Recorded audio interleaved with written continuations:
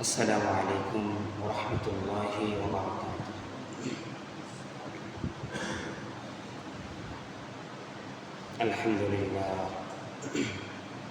الحمد لله نحمده ونستعينه ونستغفره ونستهديه ونؤمن به ونتوكل عليه ونشكره ولا نكفره ونعوذ بالله من شرور أنفسنا ومن سيئات أعمالنا من يهده الله فلا مضل له ومن يضلله فلا هادي له أي فلا تجد له وليا مرشدا. أما بعد فقد قال الله تعالى في كلامه المجيد وفي فرقانه الحميد في شان حبيبه ومحبوبه ومعشوقه مخبرا وآمرا إن الله وملائكته يصلون على النبي يا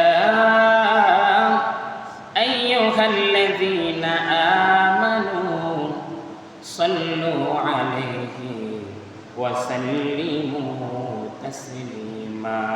اللهم صل على مولانا محمد وعلى آل سيدنا مولانا. যেখানে থাকো মুমিন যেভাবে থাকো নবীজির দুরূদ ভুইল না। যেখানে থাকো মুমিন যেভাবে থাকো নবীজির দুরূদ ছাইরো না। নবীজির দুরূদ না ভুলিলে নবী তোমায় ভুলবেন না। আল্লাহুম্মা সাল্লি আলা مولانا محمد وعلى آل سيدنا مولانا. এই অন্তর জুড়ে নবীর দরুদ পড়ে যারা আশিকান মহিয়া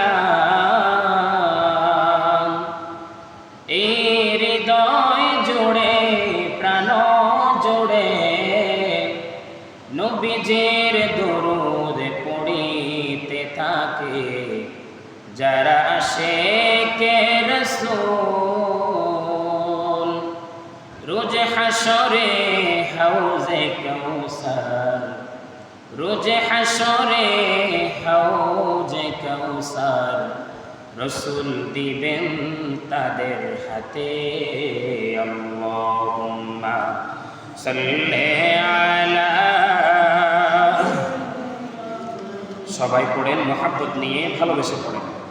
ওয়া আলা আলি সাইয়্যিদিনা মাওলানা। মন আমার কাঁদে রে প্রাণ আমার কাঁদে রে যেতে সোনার মাদিনা। সবাই পড়েন। মন আমার কাঁদে রে প্রাণ আমার কাঁদে রে যেতে সোনালি রাজা। ওই মাদিনার ধুলি বালি ওই মাদিনার ধুলি বালি পেতাম যদি মোরা মাখতাম গায়। আল্লাহুম্মা সাল্লি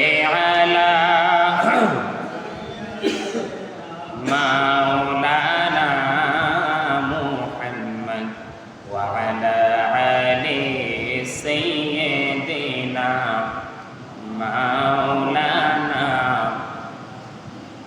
হাই হুসাইন হায় হুসাইন কান্দে কান্দে শোনো কারবালা, হায় হুসাইন হায় হুসাইন কান্দে কান্দে শোনো কারবালা। কান্দে আসমান কান্দে জমিন, কান্দে আসমান কান্দে জমিন, কাঁদে গো আরশে আলা, হায় হুসাইন হায় হুসাইন কান্দে কান্দে শোনো কারবালা। সব একটু অন্তর দিয়ে হৃদয় দিয়ে একটু আমার সাথে বলার চেষ্টা করুন। হায় হুসাইন হায় হুসাইন কান্দে, হায় হুসাইন হায় হুসাইন কান্দে কান্দে শোনো কারবালা, কান্দে শোনো কারবালা। পোড়াতে বোহায় রক্ত আশু, কাঁদে শিশু তৃষ্ণাতে, পোড়াতে বোহায় রক্ত আশু, কাঁদে শিশু তৃষ্ণাতে, পানির তৃষ্ণায় বুক ফেটে যায়, পানির তৃষ্ণায় বুক ফেটে যায়, পাইনি কো এক পিয়ালা, পাইনি কো এক পিয়ালা, হায় হুসাইন হায় হুসাইন কান্দে, হায় হুসাইন হায় হুসাইন কান্দে কান্দে শোনো কারবালা। আলহামদুলিল্লাহ, পবিত্রতম জুমাতুল মুবারক, আমরা যারা গরিব রয়েছি, অসহায় রয়েছি, আমাদের জন্য হজের দিন, বলি আলহামদুলিল্লাহ। আমাদের মধ্যে যারা সম্পদশালী বিত্তশালী রয়েছে তাদের জন্য আজকে ঈদের দিন, আরো জোরে বলি আলহামদুলিল্লাহ।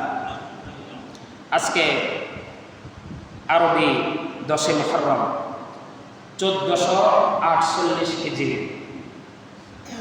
1448 হিজরিতে আমরা পদার্পণ করেছি, বলি আলহামদুলিল্লাহ। তারপরে বাংলা 12 আষাঢ়, বাংলা 12 আষাঢ় 1433 বঙ্গাব্দ, আর ইংরেজি 26শে জুন 2026 সাল। আজকের দ্বিতীয় জুমা, পবিত্র আশুরার মাস, কারবালার মাস, দুঃখের মাস, পরীক্ষার মাস, চেতনার মাস, ঈমানকে মজবুত করার মাস। আজকে পবিত্র মুহররম মাসের দ্বিতীয় জুমায় আমরা যারা এসেছি এবং যারা আসতেছি, যারা আসব, পর্দার আড়ালে যারা রয়েছেন, কর্মব্যস্ততাকে বিরতি দিয়ে আমার যে মুরব্বী বাবারা, যুবক ভাইয়েরা এসেছেন, তালিবুল ইলম ছোট ছোট বন্ধুরা এসেছেন, সকলের পক্ষ থেকে এবং আমি অধম গোলামের পক্ষ থেকে একসাথে এক সুরে তাল মিলিয়ে পড়েছি আলহামদুলিল্লাহ। আরেকটাবার বলছি আলহামদুলিল্লাহ। মহান রব্বুল ইজ্জত ওয়াল জালাল, আমাদের সকলের প্রিয়, আমাদের মুনিব, আমাদের আকা মাওলা, আমাদের সকলের শাফাআতের কান্ডারি, যিনাকে আমাদেরকে শাফাআত করার জন্য আমার আল্লাহ তাআলা সৃষ্টি করেছেন, হযরত আহমদ মুজতবা মুহাম্মদ মুস্তাফা রাসূল আকরাম সাল্লাল্লাহু আলাইহি ওয়াসাল্লামের 5 পাঞ্জাতনের রূহে মুবারকে আজকে এই মজলিসের, এই জুমাতুল মুবারকের সমস্ত হাদিয়া যেন পৌঁছে দেয় আমার আল্লাহ। সকলে পড়ছি আমিন। আমাদের কাছে কয়েকজন মুসল্লি ভাইরা দোয়া চেয়েছে, জুমার শুরুতেই বলে দিই, মোহাম্মদ ইয়াকুব ভাই এবং তার স্ত্রী ফারজানা আক্তার আজকে বিবাহ বন্ধনে আবদ্ধ হবেন। এলাকার প্রায় মানুষ বিয়ের দাওয়াতে গিয়েছেন, আমাকেও যাওয়ার জন্য আহ্বান করেছেন। যেহেতু আমার জুমার দায়িত্ব আছে, আমার তো যাওয়া সম্ভব না, সেজন্য আমি বললাম যদি সম্ভব হয় মুয়াজ্জিন সাহেবকে নিয়ে যাওয়ার জন্য। আল্লাহ তাআলা যেন আমাদের ইয়াকুব ভাই এবং ফারজানা আক্তারের এই বিয়েকে এই নিকাহকে আমাদের প্রিয় নবীর সুন্নাহ হিসাবে আল্লাহ তাআলা যেন কবুল করে, বলি আমিন। এই বিয়েতে আবদ্ধ হওয়ার কারণে ওনাদের পূর্বের যত গুনাহ ওনারা করেছিল জীবনের যৌবনের কারণে, ওই সমস্ত গুনাহ যেন এই বিয়ের উসিলায় আল্লাহ মাফ করে দেয়, সকল করেছি আমিন। এরপরে আমাদের এই দক্ষিণ বাউলকুমা জামে মসজিদের যতগুলো মুসল্লির পরিবার পরিজন আত্মীয় স্বজন কবরস্থানে আছে, ডানে বামে পূর্বে পশ্চিমে ওই বড় কবরস্থানে যতগুলো কবরস্থানের মধ্যে আছে সকলের জন্য দোয়া চেয়েছেন সমাজবাসীরা, কমিটির ভাইয়েরা, সবার জন্য আমরা দোয়া করব আল্লাহ তাআলা যেন সকলকে আজকে পবিত্রতম আশুরার জুমাহের উসিলায় সবার জীবনের যৌবনের গুনাহ যেন ক্ষমা করে দেয়, পড়ছি আমিন। তারপরে প্রবাসী ভাই যারা নিজেদের রক্ত ঘামকে একত্রিত করে বিদেশের জমিনে নিজের মা বাবা স্ত্রী পুত্রকে সন্তানকে রেখে দিয়ে মায়া দেশের মায়া ত্যাগ করে প্রবাস জীবনে এত কষ্ট করে যারা আমাদের জন্য টাকা পাঠাচ্ছেন, দেশের জন্য পরিবারের জন্য টাকা পাঠাচ্ছেন, আল্লাহ তাআলা যেন এই প্রবাসী ভাইদের মনের আশা আকাঙ্ক্ষাগুলো কবুল করে, বলেন আমিন। তাদের জীবনের গুনাহ যেন মাফ করে দেয়, তাদেরকে যেন হারাম থেকে বেঁচে হালাল উপার্জন করার তৌফিক দান করে, সকলে করছি আমিন। এরপরে আসেন আমরা দোয়া করব দেশের সকল প্রকার শ্রমিক, কৃষক, সকল প্রকার ব্যবসায়ী, চাকরিজীবী, সকল প্রকারের আমার মুসল্লি ভাইয়েরা, মুরব্বী বাবারা যারা অক্লান্ত পরিশ্রম করে নিজের পরিবারটাকে চালাচ্ছে, অক্লান্ত পরিশ্রম করে হালাল উপার্জনের মাধ্যমে সম্পদ অর্জন করে মসজিদটাকে সুন্দর করছে, মাদ্রাসা তৈরি করতেছে, নিজেদের পরিবারটাকে ইসলামিক শিক্ষা শিক্ষিত করতেছে, ওই সমস্ত ভাই বোন, ওই সমস্ত মুসল্লিদের জন্য আমরা সবাই দোয়া করব। আমরা বলি রব্বানা লাকাল হামদ হামদান কাসীরান তাইয়িবান মুবারাকান ফি, ইয়া রাব্বি লাকাল হামদু বিল কুরআন, ইয়া রাব্বি লাকাল হামদু বিল ইসলাম, ইয়া রাব্বি লাকাল হামদু বিশ শুকরান, সকলে পড়েছি আমিন। আমরা সকলের জন্য সবাই দোয়া করব। আমার রাসূলের হাদিস, একজন ব্যক্তি যখন অপর ব্যক্তির জন্য দোয়া করে তখন আমার আল্লাহ আমার দোয়া আগে কবুল করে নেয়, বলেন না সুবহানাল্লাহ। আমি যখন আপনাদের জন্য দোয়া করি আমার কাছে এত বেশি ভালো লাগে, কারণ আমি তো হাদিস পড়েছি, আমি যখন আপনাদের জন্য দোয়া করি আমি জানি আমার আল্লাহ আমার মনের আশা আগে কবুল করবে, বলেন না সুবহানাল্লাহ।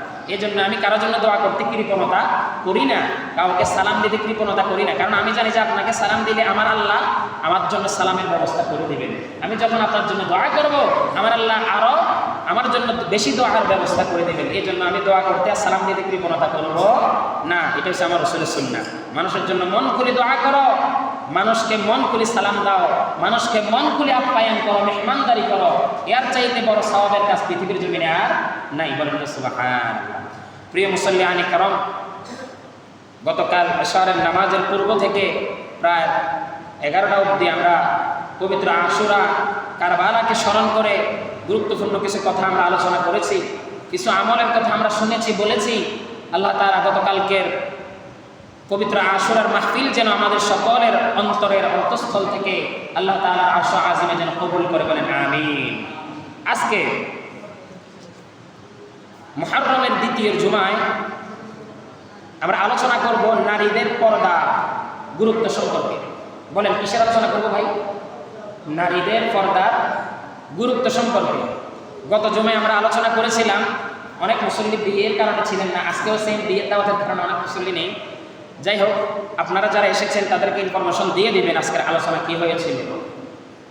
গত জুমার আলোচনা ছিল পুরুষদের পর্দার সম্পর্কে, আর আজকের জুমায় আলোচনা হলো কি নারীদের পর্দার সম্পর্কে। তাহলে আমাদের পুরুষদের পর্দা এবং নারীদের পর্দার মধ্যে কি কি পার্থক্য রয়েছে, আবার কি কি মিল রয়েছে, কোন কোন কাজে আমরা নারীদেরকে ছাড় দিব, আবার কোন কোন কাজে তাদেরকে আমরা কড়া করে দিব, এই সমস্ত কিছু আল্লাহ রাব্বুল আলামিন পবিত্র কোরআনুল হাকীমের মধ্যে উনি সুন্দর করে বলে দিয়েছেন, বলেন না সুবহানাল্লাহ। আউযু বিল্লাহি মিনাশ শাইতানির রাজীম। বিসমিল্লাহির রাহমানির রাহিম। আল্লাহু আকবার। ইয়া বানি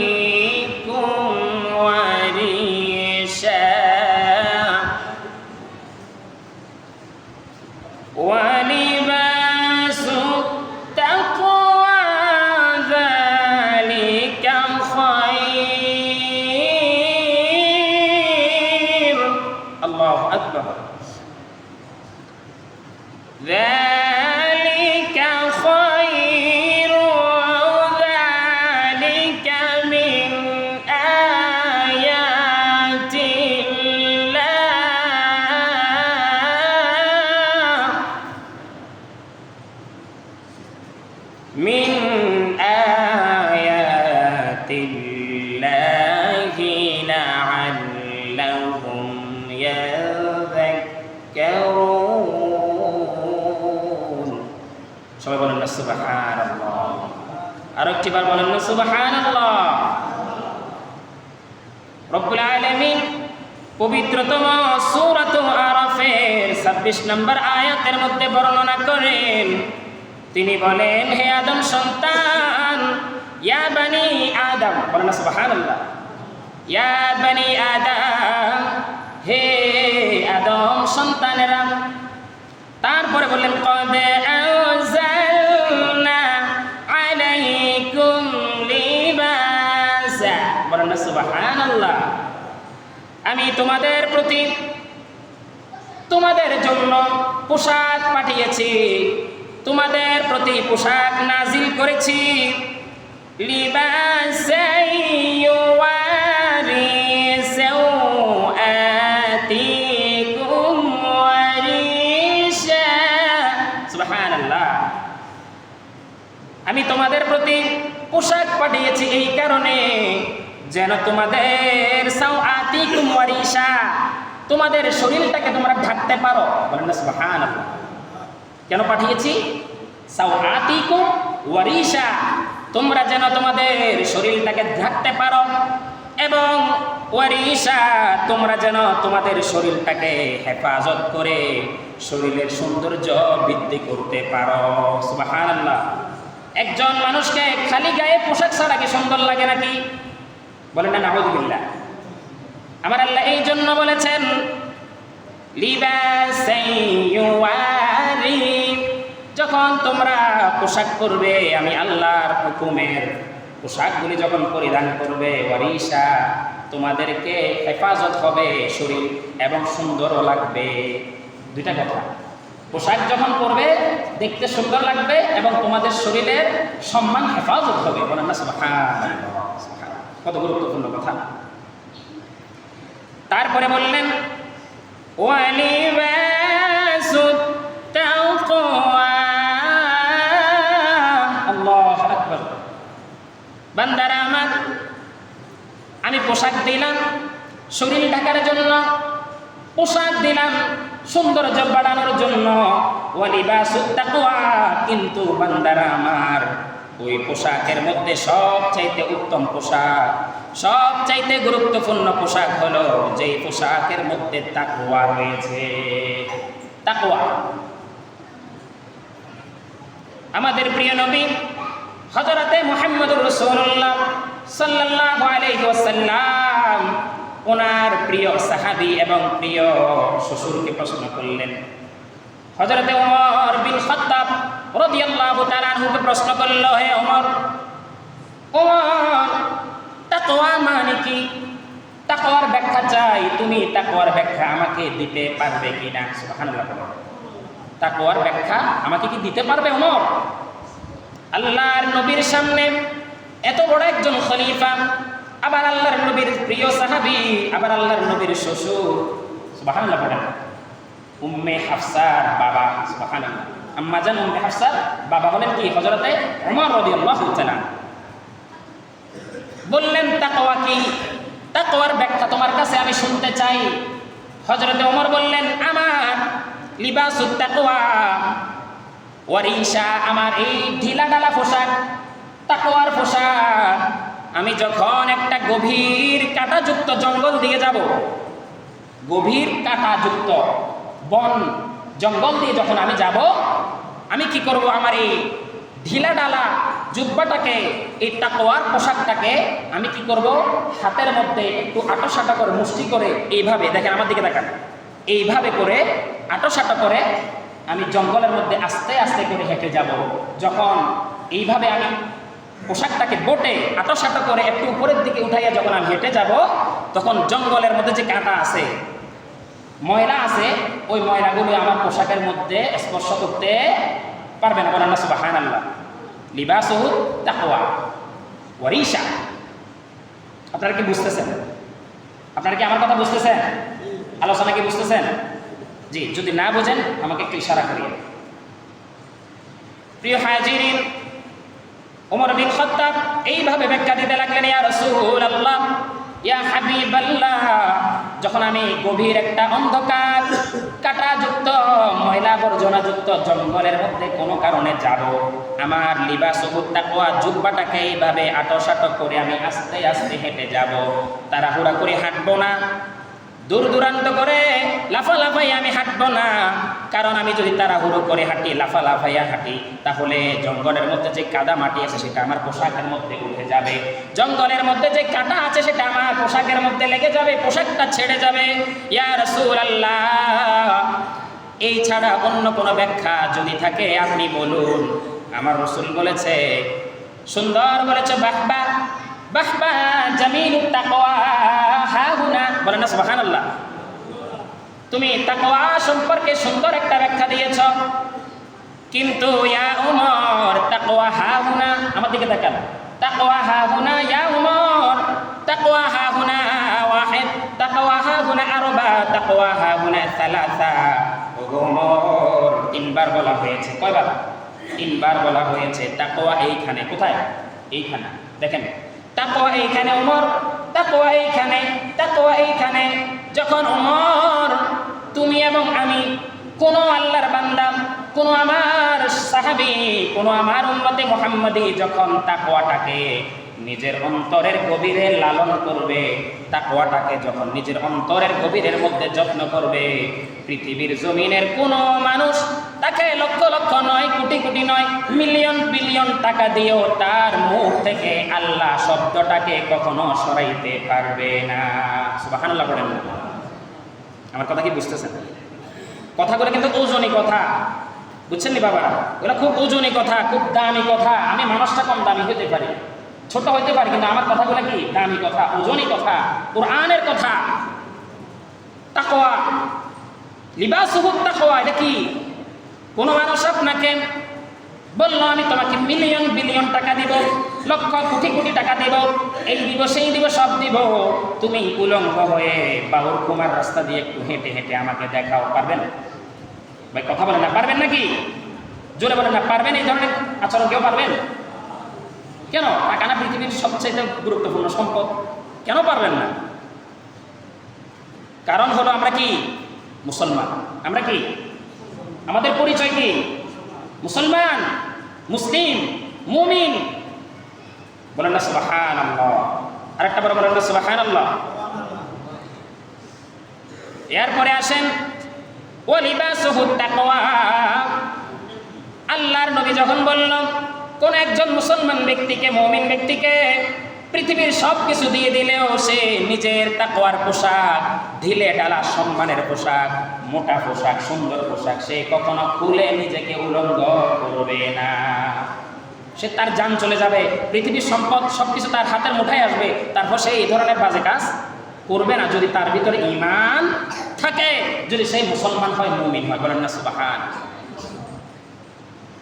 তারপরে বললেন আরো সুন্দর কথা, যালিকা খায়রু, যালিকা মিন আয়াতিল্লাহ। যারা তাকওয়ার পোশাক, ভয়ের পোশাক, ভীতির পোশাক, সম্মানের পোশাক, ঢিলে ঢালা পোশাক, মোটা পোশাক যারা পরিধান করবে, যালিকা খায়র, তাদের চাইতে উত্তম আর কে হতে পারবে? সুবহানাল্লাহ। যালিকা মিন আয়াতিল্লাহ। আমি জানি আমার বান্দারা এই আয়াত থেকে শিক্ষা গ্রহণ করবে। সুবহানাল্লাহ পড়েন। আল্লাহ জানেন আল্লাহর প্রিয় বান্দারা এই আয়াত থেকে কি করবেন? শিক্ষা গ্রহণ করবেন, জ্ঞান অর্জন করবেন, ইলম অর্জন করবেন, এই আয়াতের নিয়মে নিজেকে সাজাবেন। বলেন না সুবহানাল্লাহ? আমার আল্লাহ এটা জানে, আমার আল্লাহ এটা খুশি মনে বলেছে এই কথাটা।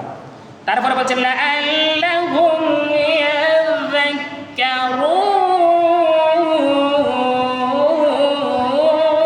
আল্লাহু আকবার। আল্লাহ তাআলা বলেছেন আমার বান্দারা এই আয়াত থেকে শিক্ষা নেবেন। আমি বিশ্বাস করি যারা মুমিন তারা এই আয়াত থেকে যাক্কারুন, তারা শিক্ষা গ্রহণ করবে। তাহলে আমাদের এখান থেকে কি শিক্ষা পেলাম? আমরা যারা পোশাক পরি, এই পোশাকের মধ্যে একটা গুরুত্বপূর্ণ পোশাক হলো, সেটা হলো তাকওয়ার পোশাক। তাকওয়ার পোশাকটা আসলে কি? সেটা হলো ঢিলে ঢালা পোশাক, মোটা পোশাক। তাকওয়ার পোশাকটা হলো এমন পোশাক যেই পোশাক পরলে আপনার শরীরের মধ্যে আপনি কি সাদা নাকি কালো, আপনি কি মোটা নাকি চিকন, আপনার পোশাকের কারণে বোঝাই যাবে না। বলেন না সুবহানাল্লাহ। এটা হলো তাকওয়ার ব্যাখ্যা। আর তাকওয়া কিভাবে আমরা লালন করব? তাকওয়া লালন করব আমরা অন্তরের মধ্যে। এই অন্তরের মধ্যে আমরা তাকওয়া লালন করব। এই অন্তরের মধ্যে আল্লাহর প্রতি যত বেশি ভালোবাসা, ভয়, ভীতি অর্জন করতে পারবো, অত বেশি আমাদের মুমিন হওয়া সহজ হয়ে যাবে। বলেন না সুবহানাল্লাহ। তারপরে আসেন আন আব্দুল্লাহ ইবনে উমর, খেয়াল করেন, আন আব্দুল্লাহ ইবনে উমর। আবার আরেকটা আয়াত, আন আব্দুল্লাহ ইবনে মাসউদ রাদিয়াল্লাহু তাআলা আন ক্বালা রাসূলুল্লাহ সাল্লাল্লাহু আলাইহি ওয়াসাল্লাম ক্বালা নবী সাল্লাল্লাহু আলাইহি ওয়াসাল্লাম, তিনি বললেন আল মারআতু আওরাতুন। একটু খেয়াল করেন, আল মারআতু আওরাতুন ফাইদা খরাজাত, তারপরে বললেন ইস্তাশরাহা ফাহা আশ-শাইতান। তিনি বললেন হযরতে আব্দুল্লাহ ইবনে মাসউদ রাদিয়াল্লাহু তাআলা আনহু, আমাদের প্রিয় নবী হযরতে মুহাম্মদুর রাসূলুল্লাহ সাল্লাল্লাহু আলাইহি ওয়াসাল্লাম থেকে শুনে তিনি বললেন কোন মহিলা যদি, একটু খেয়াল করেন, আল মারআতু আওরাতুন, কোন মহিলা যদি সাজগোজ করে নিজের গুরুত্বপূর্ণ পর্দা ছেড়ে দিয়ে, গুরুত্বপূর্ণ পর্দা নিজের মোটা পোশাকগুলা ছেড়ে দিয়ে সাজগোজ করে হাত দেখাইয়া পা দেখাইয়া নিজের চেহারার মধ্যে মেকআপ করিয়া, আওরাতুন, কোন ব্যক্তি যখন গায়রে মাহরাম, যাদের সাথে দেখা দেওয়া যায় না, ওদের সাথে যখন বিয়ের অনুষ্ঠানের মধ্যে বিভিন্ন প্রোগ্রামের মধ্যে যখন দেখা দেয়, আল মারআতু আওরাতুন, তখন শয়তান কি করে শুনেন, শয়তান তখন করে ফাইদা খরাজাত, তখন শয়তান তাকে আরো বেশি সুসজ্জিত করে। বলেন নাউযুবিল্লাহ। শয়তান তাকে আরো বেশি উস্কায়, তোমার মাথার ওড়নাটা তুমি নামাও। বলেন নাউযুবিল্লাহ। ওই মহিলাটাকে শয়তান কি করে, তাকে ওয়াসওয়াসা দেয়, মনের মধ্যে আর ওয়াসওয়াসা দেয়, তোমার মাথার মধ্যে এতক্ষণ তো ওড়না ছিল, চেহারা দেখাইছে, হাত দেখাইছে, পা দেখাইছে, এখন শয়তান বলে আল মারআতু খরাজাত ইস্তাগফার ফাহা, শয়তান বলে তোমার মাথার ওড়নাটা তুমি নামাও, তোমার এই যে বুকের মধ্যে যে ওড়নাটা আছে এটা বেশি মোটা হয়ে গেছে, এটা তুমি ফেলে দাও, তোমার বান্ধবীর হাতে দাও। তার মানে তোমাকে তুমি আরো বেশি সাজসজ্জ করে, আরো বেশি খোলসা করে মানুষকে দেখাও। বলেন, চিৎকার করে বলেন নাউযুবিল্লাহ। কথাগুলো কিন্তু খুব ওজনী কথা। আপনাদের নিজেদের স্ত্রী, মা বোনদেরকে, মেয়েদেরকে যদি শিক্ষা দিতে না পারেন, তাহলে আমার এই কথাগুলো কোনো মূল্য থাকবে? আবার কথা বলেন না, মূল্য থাকবে? তারা কি বললো, আল মারআতু আওরাতুন, কোন মহিলা যদি নিজের ইসলামিক পর্দাকে ফেলে দিয়ে শয়তানের পাতলা পোশাক, রং বিরঙ্গের পোশাক, মাথার মধ্যে ওড়না না দিয়ে, চেহারার মধ্যে মুখোশ না দিয়ে, হাত পা দেখাইয়া, চেহারা দেখাইয়া, এভাবে পিঠ দেখাইয়া, পেট দেখাইয়া যে মহিলাগুলো বের হয় প্রোগ্রাম করার জন্য, বিভিন্ন অনুষ্ঠান করার জন্য, শয়তান কি করে, ফাইদা খরাজাত, তাকে আরো বেশি শয়তান উসওয়াসা দেয়, কুতুব এই দেয় আর কি, ওয়াসওয়াসা, ধোঁকা আরো বেশি দেয়। মানে যেটা আছে এটাও খোলো, বলেন নাউযুবিল্লাহ, যেটা আছে সেটাও কি করো, প্রকাশ করো, আরো বেশি দেখাও। তারপরে বলেন ইস্তাস রফাহা আশ-শাইতান, শয়তান তখন দূর থেকে তাকাইয়া হাসে, দূর থেকে তাকাইয়া কি করে, হাসে এবং কুমন্ত্রণা দেয়, এবং শয়তানের মধ্যে যারা আছে তার সঙ্গী সাথী তাদেরকে শয়তান বলতে লাগে, দেখো দেখো দেখো আমি কিভাবে এই মহিলাগুলাকে উলঙ্গ করতে বাধ্য করেছি। চিৎকার করে বলেন নাউযুবিল্লাহ। এরপরে আসুন গুরুত্বপূর্ণ কথা, একজন মহিলার পোশাকগুলা কেমন হবে। সূরাতু আন-নূর ৩১ নম্বর আয়াতের তাফসীর, শানে নুজুল বলতেছি। আয়াত পড়ে ব্যাখ্যা করার মতো সময় নাই, সময় সংকীর্ণতা, খুব মনোযোগ দিবেন। সূরাতুল নূরের ৩১ নম্বর আয়াতের ব্যাখ্যা। আল্লাহ রাসূল সাল্লাল্লাহু আলাইহি ওয়াসাল্লাম মদিনার নারীদেরকে এবং পৃথিবীর সকল নারীদেরকে উদ্দেশ্য করে তিনি বলতেছেন, হে মহিলারা, তোমাদের 60টি জিনিস যদি তোমরা সঠিকভাবে মানতে পারো এবং 14টি মাহরাম যদি তোমরা মানতে পারো, তাহলে তোমাদের জন্য জান্নাত একেবারে সহজ হয়ে যাবে। সুবহানাল্লাহ পড়ে। 7 প্রকারের পর্দা, বলেন কয় প্রকারের পর্দা? 7 প্রকারের পর্দা এবং 14 প্রকারের মানুষ মাহরাম ছাড়া অন্য সবাই থেকে নিজেকে যদি বাঁচাইতে পারো তাহলে তোমাদের জন্য জান্নাত একেবারেই সহজ। বলেন না সুবহানাল্লাহ। তোমাদের জন্য জান্নাত একেবারেই সহজ। মহিলারা কি শুনতেছে? বাইরে কি শোনা যাচ্ছে? কথা বলে না, শোনা যায় না বাইরে? তাদের বেশি শোনা দরকার আজকের বয়ানটা মহিলাদের। 1 নম্বরে, একজন মহিলা যখন ওড়না পরিধান করবে, মাথার মধ্যে এমনভাবে ওড়না পরিধান করবে, মাথার চুলগুলি কি কালো নাকি সাদা বোঝা যাবে না। বলেন, 1 নম্বরে কোনো মহিলা যখন মাথায় ওড়না বা মুখোশ, ওই যে কি বলে হিজাব পরিধান করবে, তার চুলগুলি কি সাদা নাকি কালো, কি পেকে গেছে না এখনো পাকে নাই, চুলগুলি ওড়নার মাধ্যম দিয়ে দূর থেকে দেখা যাবে না, এমন ওড়না হতে হবে। তাহলে ওড়নাটার অর্থ কি দাঁড়াইলো? এটা কি পাতলা হবে না মোটা হবে? আরে ভাই বলেন না, পাতলা হবে না মোটা হবে? মোটা হবে। তাহলে আপনার চুল সাদা না কালো ওটা তো বোঝা যাওয়া যাবে না। তাহলে ওড়নাটা নিশ্চয় কি হবে? মোটা হওয়া লাগবে। সুবহানাল্লাহ। 2 নম্বরে, ঢিলে ঢালা পোশাক পরার জন্য বলা হয়েছে। ঢিলে ঢালা পোশাক কেমন? তার মানে এটার অর্থ দাঁড়ালো কোনো মহিলা যাতে এমন টাইট ফিট পোশাক না পরে, এমন পাতলা পোশাক যেন না পরে। ওই মহিলাটা কি মোটা নাকি চিকন নাকি সুন্দর নাকি কালো নাকি কেমন, বাহিরে থেকে কোনো পুরুষ যাতে তার পোশাকের ভিতরে কি আছে যেন বুঝতে না পারে। সুবহানাল্লাহ পড়েন না। তাহলে এটা হলো 2 নাম্বার পর্দার একটা অংশ। পোশাকটা কি হবে? ঢিলে ঢালা এবং মোটা হবে। পোশাকটা কোনো পাতলা হবে না, পোশাক কোনো টাইট ফিট পোশাক হবে না। আপনারা যদি কথা বলেন তাহলে আমি বয়ান করে লাভ কি? আমি মাইক ছেড়ে দিই, এটা তো ভালো না। খুবই গুরুত্বপূর্ণ কথা বলতেছি মহিলাদের পর্দা সম্পর্কে, আমলের ওয়াজ। এখানে যদি আপনারা আলোচনা করেন তাহলে মানুষের মনোযোগ তো ওই দিকে চলে যাবে। আপনারা আমার কথা মনোকষ্ট নেবেন না। কোরআন পড়ার সময় কথা বলা জায়েজ আছে নাকি? আপনারা বলেন, কোরআন পড়ার সময় কথা বলা জায়েজ আছে? হাদিস পড়ার সময় কথা বলা জায়েজ আছে?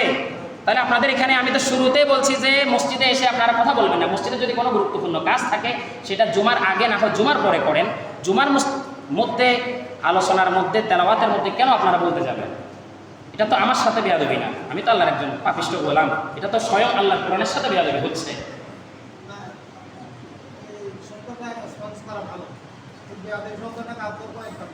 আস্তাগফিরুল্লাহ। না, এখানে আমরা সবাই আল্লাহর গোলাম। জি জি, সভাপতি সাহেব আপনাকে ধন্যবাদ। এখানে যে বেয়াদবি জিনিসটা কি, এটা মনে করেন আমরা নামাজ পড়তেছি, আপনারা যদি কথা না বলতেন তাহলে তো এই বিষয়টা আমি বলতাম না। এখানে কেন এমন হবে? মসজিদে নামাজ পড়ার সময় কেন পিছনে মানুষ কথা বলবে? এটা নামাজের সাথে বেয়াদবি হচ্ছে না? তো আলোচনার সময় কেন মসজিদের মুসল্লি কথা বলবে? এটা কি আলোচনার মধ্যে বিঘাত করতেছে না, বেয়াদবি হচ্ছে না? তাহলে এটা আমি বললে আমার অসুবিধা কোথায়? হ্যাঁ ঠিক আছে, এটা আমার বলার ধরনটা হয়তো চেঞ্জ করতে হবে। ঠিক আছে, বলার ধরন এইভাবে চেঞ্জ করলাম। আপনারা দয়া করে নামাজ পড়ার সময় এবং বয়ান করার সময় এই 2 জায়গায় আপনারা কোনো কথা বলবেন না, আল্লাহর ওয়াস্তে। এটা আমার জন্য বলতেছি না, আমি চাচ্ছি সকল মুসলমান আমরা আল্লাহর প্রিয় বান্দা হই। এটা আপনারা খারাপভাবে নেবেন না, বেয়াদবিভাবে নেবেন না আমার কথাকে। জি প্রিয় মুসল্লিয়ানি কেরাম, মুরব্বী বাবারা, এই যে পর্দা জিনিসটা কি? 3 নম্বরে আসেন, আকর্ষণ। আমরা আকর্ষণ করি।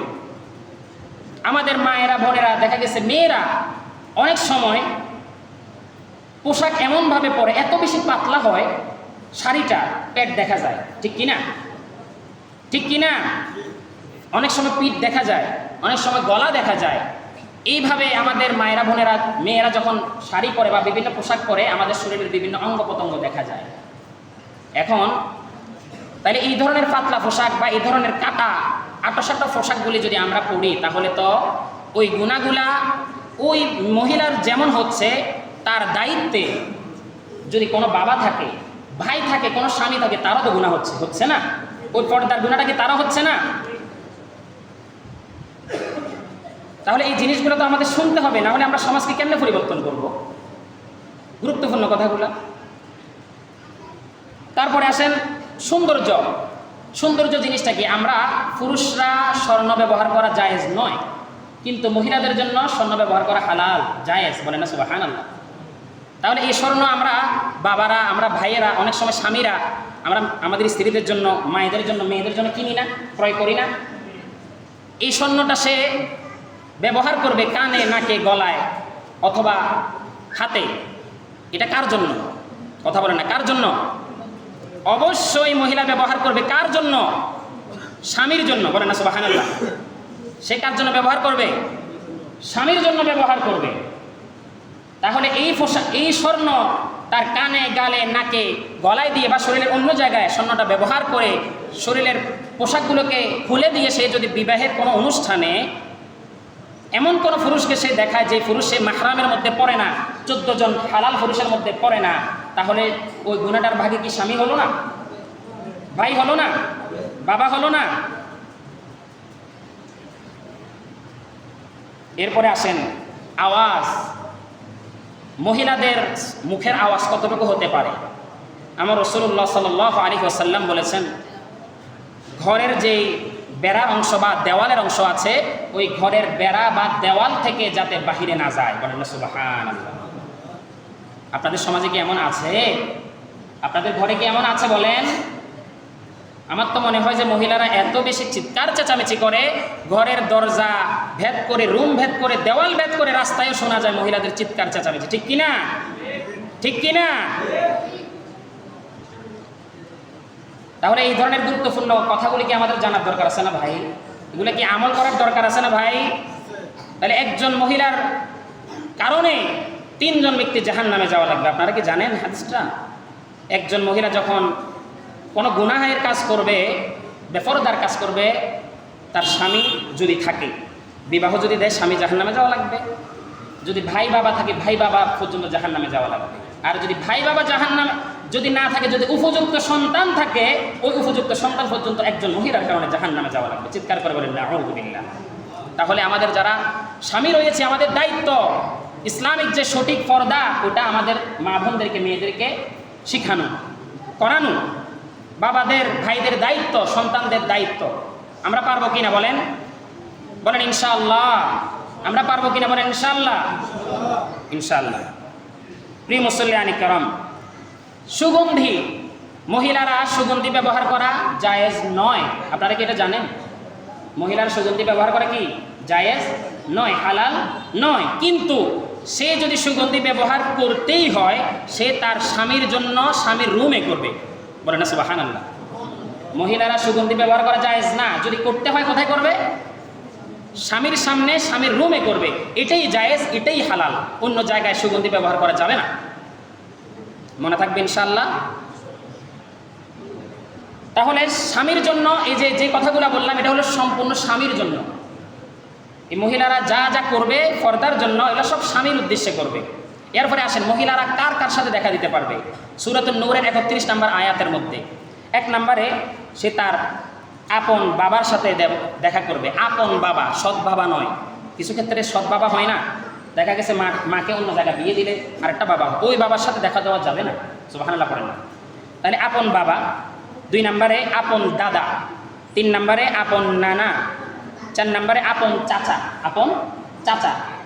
5 নম্বরে আপন ভাইয়ের ছেলে, আপন ভাইয়ের ছেলে হতে হবে। এরপরে 6 নম্বরে আপন ভাই, আপন মামা।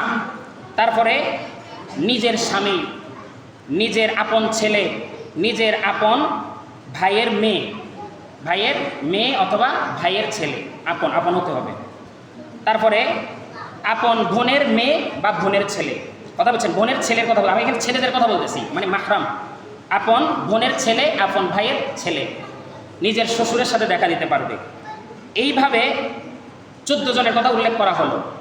এই 14 জন ছাড়া মামাতো ভাই, একটু খেয়াল করেন, ফুফাতো ভাই, দেবর, দুলাভাই, আরও আছে আর কি, তালতো ভাই, এই ভাই, সেই ভাই, অমুক ভাই, সবগুলাই কুল্লু হারাম। শুধু হারাম না, এই হারামের আগে কুল্লু শব্দটা ব্যবহার করেছে, তার মানে হারাম থেকেও বেশি গুরুত্বপূর্ণ কুল্লু হারাম। 14 জন ব্যক্তি ছাড়া আপনি মহিলা, আপনি আমার মা, আমার বোন, আমার মেয়ে, আপনি অন্যদের সাথে কথা বলবেন, দেখা দিবেন, হাত মিলাবেন, অনেক কিছু করবেন, আস্তাগফিরুল্লাহ, এগুলা সবগুলা আপনি নিজে তো গুনাহগার হবেনই, আপনার কারণে আরও 3 জন আপনার ফ্যামিলি থেকে গুনাহগার হবে, জাহান্নামী হবে। তাহলে ভাইয়েরা আমার, আমি যে কথাগুলো বললাম এগুলো কি আমার জন্য বলেছি? সবাই কথা বলতে আমার জন্য বলেছি না, আমি নিজেও জাহান্নামের আগুন থেকে বাঁচতে চাই। কু আনফুসিকুম এবং আহলিকুম নারা, আমি আমার পরিবারটাকেও তো বাঁচাতে চাই, ঠিক না ভাই? আল্লাহ তাআলা যেন আজকের এই আলোচনা আমাদের সবাইকে বুঝে আমল করার তৌফিক দান করে এবং মা বোনদেরকে সঠিক পর্দার মধ্যে রাখার এবং নসিহত করার মতো তৌফিক দান করে। আমি যে কথাগুলো বলেছি এই পর্যন্ত কোনো কথা নিজের মন গড়া বলি নাই, কোরআন হাদিস থেকে বলেছি। আমার কথায় বা আচরণে আপনাদের যদি মনোকষ্ট থেকে থাকে আল্লাহর ওয়াস্তে মাফ করবেন। কারণ আমি যদি এই মসজিদে জয়েন না করতাম আপনাদের সাথে, আমার কখনো কি হতো না, পরিচয় হতো না, আর বাক বিদণ্ড হতো না। তাহলে এখানে আমি খেদমতের উদ্দেশ্যে জয়েন করেছি, খেদমত করতেছি। আল্লাহর খেদমত যারা করে, খেদমত করতে গিয়ে কখনো কখনো তাদের কথা একটু কড়া হয়, একটু কথা মোটা হয়, একটু কথা চিকন হয়, এটা আমরা মেনে নিতে হবে। ওয়া মা তাওফিক ইল্লা বিল্লাহ। আসসালামু আলাইকুম ওয়া রাহমাতুল্লাহ। যাদের সুন্নাত বাকি রয়েছে সবাই সুন্নাত আদায় করুন।